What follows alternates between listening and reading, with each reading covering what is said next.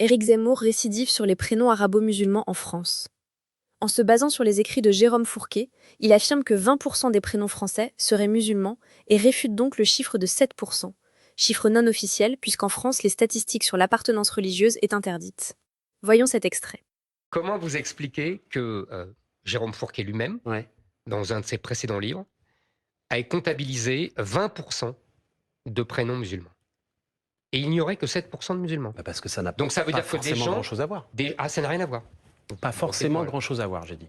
Vous pensez que un Français non musulman va donner un prénom musulman? On peut appeler son fils David et ne pas être de... Non, vous savez très bien que c'est pas la même chose.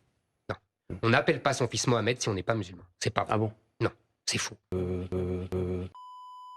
Éric Zemmour est connu pour manipuler ou truquer les chiffres, notamment sur l'immigration et l'islam en France. Par exemple, lors d'un débat face à David Guiraud, il comparait la population inactive française à la population inactive issue de l'Afrique. Ah d'accord, donc en fait ce que vous faites dans votre calcul, c'est que pour les étrangers, vous comptez les retraités.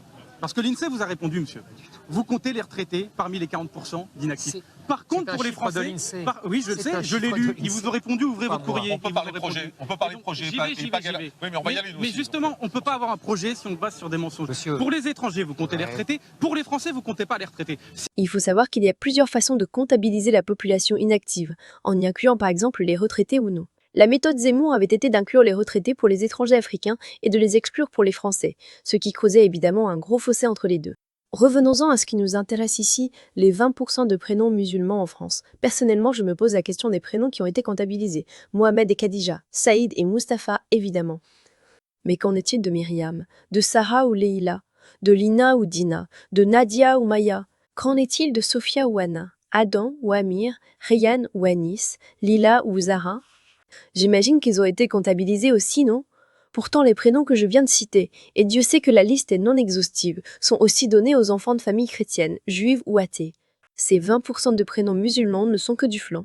Zemmour n'est qu'un raciste qui a été condamné à de nombreuses reprises, injures raciales, provocation à la haine raciale, injures publiques, contestation de crimes contre l'humanité, complicité d'injures publiques. Ce cinglé symbolise la haine à lui tout seul. Dieu merci, les demeurés qui votent pour lui ne sont qu'une minorité. Rien d'inquiétant en somme. Comptons sur ce misérable incapable pour qu'il prenne un petit 5% au Rassemblement national. À bientôt. TSA, keep your hands up.